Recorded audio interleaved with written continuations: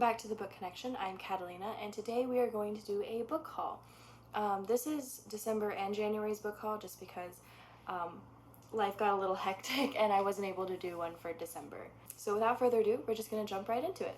So the first ones I have are Starsight and Cytonic by Brandon Sanderson. These are the sequels to Skyward, which I have not read, nor do I own. But these ones were on a really good sale, so I went ahead and got them. I don't want to read the blurbs for these two just simply because they are the sequels and I don't want them to contain spoilers for Skyward. But I did look up what Skyward was about, and it is about Spensa, who is marooned on a planet with the other humans, and they are continuously attacked by the aliens Krell. And so all she wants to do is follow in her father's footsteps in getting a ship and exploring the sky. Let me rephrase, space. This is a sci-fi. So she ends up finding an ancient ship. It's pretty damaged, but she is confident that she can repair it. So she goes about doing that, all while going to flight school and learning different things about this machine.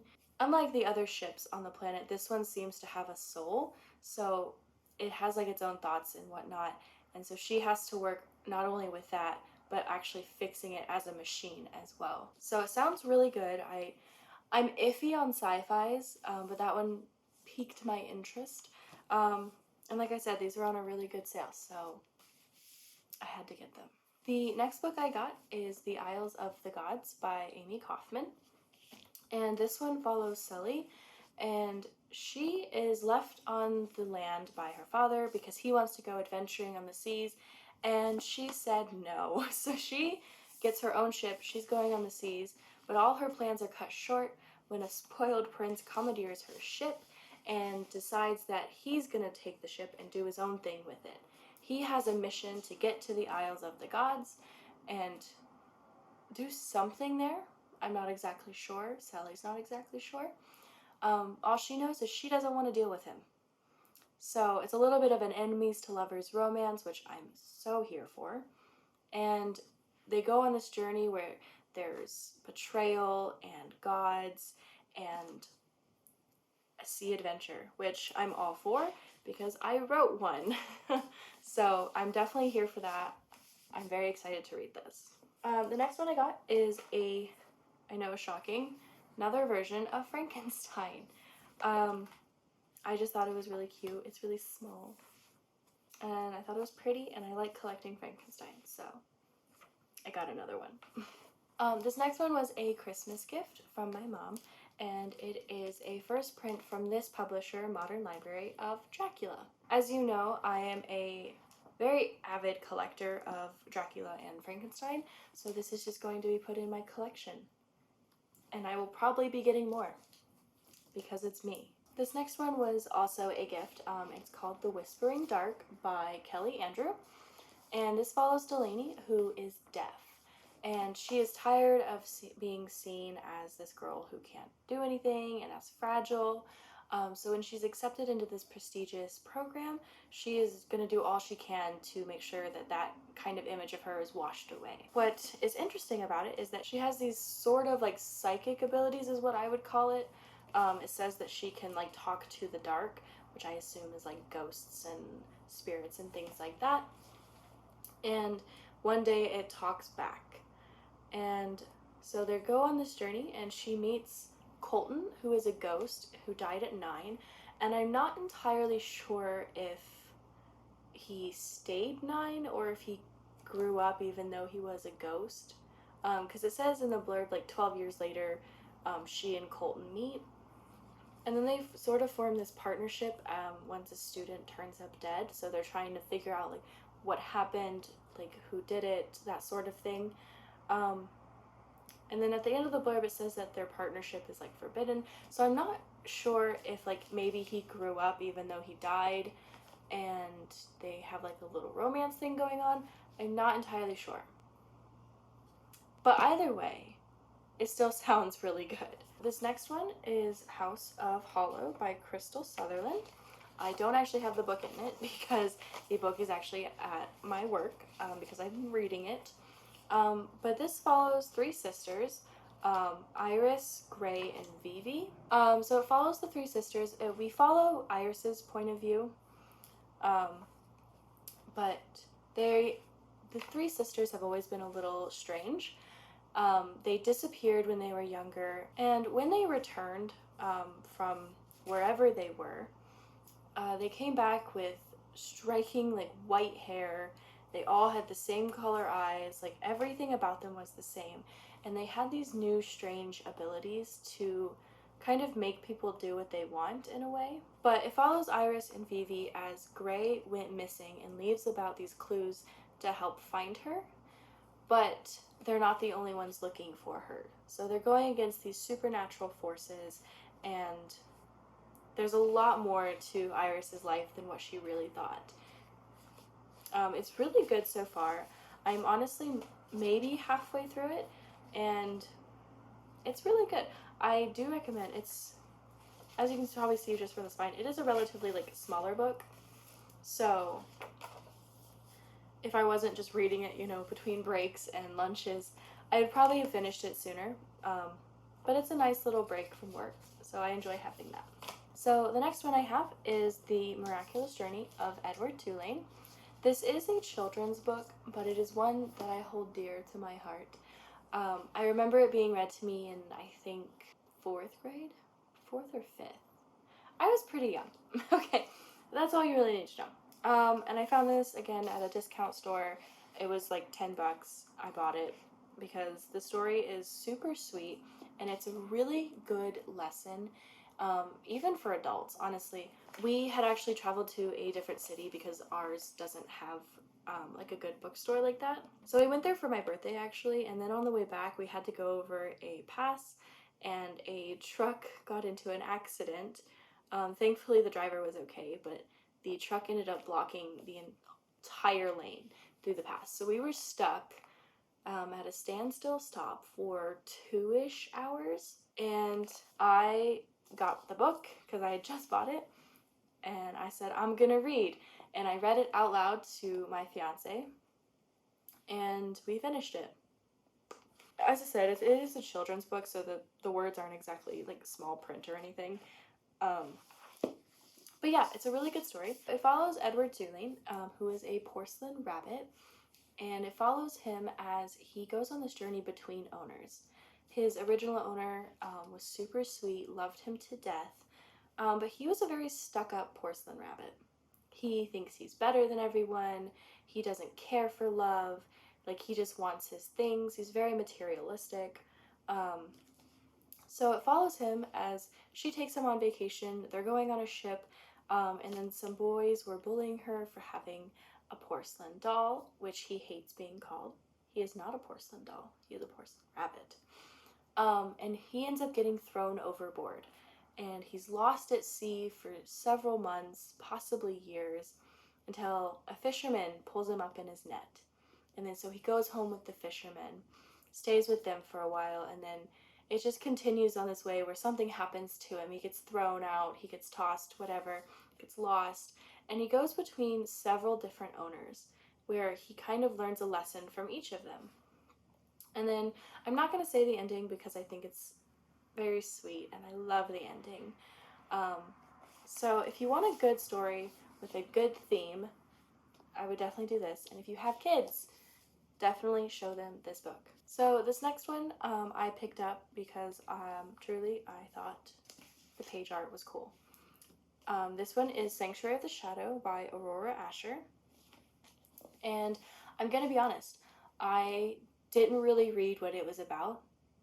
I just picked it up because I saw the sprayed edges, and I said, man, I missed out on Fourth Wing. I'm not going to make the same mistake, because I almost got the sprayed edges of Fourth Wing. But then I was like, no, surely it'll be here, and then it was not there. So I saw it, and I said, I'm picking it up right away. But just glancing at the blurb, it is a circus kind of vibe, which I'm always for. I love a good circus. I don't know why, but stories that involve them just always seem more fun. So it says that it follows Harrow, who is, I'm guessing, not human. Because in the blurb it says, for humans, the circus is a place filled with wonder and amazement. For Harrow, though, it's a place to hide from those who slaughtered her entire clan. Disguising her abilities as part of her act has kept her true identity safe for years. So she's definitely not human, and she's been safe for a while, but then he arrives. I'm not entirely sure who he is, and he is not entirely sure who he is. He has no memory of who or what he is, so he must also be some sort of supernatural creature, I'm guessing. Something that's not human. So she meets him, and she's trying to escape the other people that are still chasing her, and they kind of work together, but it seems that he might have a secret that is very deadly, and so does she. Honestly, that was probably a very terrible way of explaining it, but again, I didn't really read it. I just thought it was pretty, and that's the power of a good cover. So, but on the back it says, come for the show, stay for the magic, and I said, done. I'm sold. So the last one I have, I had no intentions of getting. This past weekend, I went to see my brother for his baby shower / wedding, and my first flight to get there was delayed, so then my connecting flight also had to be delayed, and the soonest one that I could get to, my lights are catching my hair, the soonest flight that I could get to was 4 hours later. So I had 4 hours to kill in between my first and second flight. It was a long time. My gate was at one end of the terminal, and so, I arrived kind of in the middle, walked all the way down, was like, yep, there's my gate, and then I proceeded to walk the entire length of the terminal down, looking at the shops as I went, and I was like, you know what, let's look at the books that they have, maybe one will pique my interest, and I'll pick it up on my way back and sit at my gate and read it. So that's what I did. Walked all the way down, looked at all the shops, looked at all the books, finally decided on one, and then on my way back picked it up, sat at my gate for another hour and a half, and read it. And that book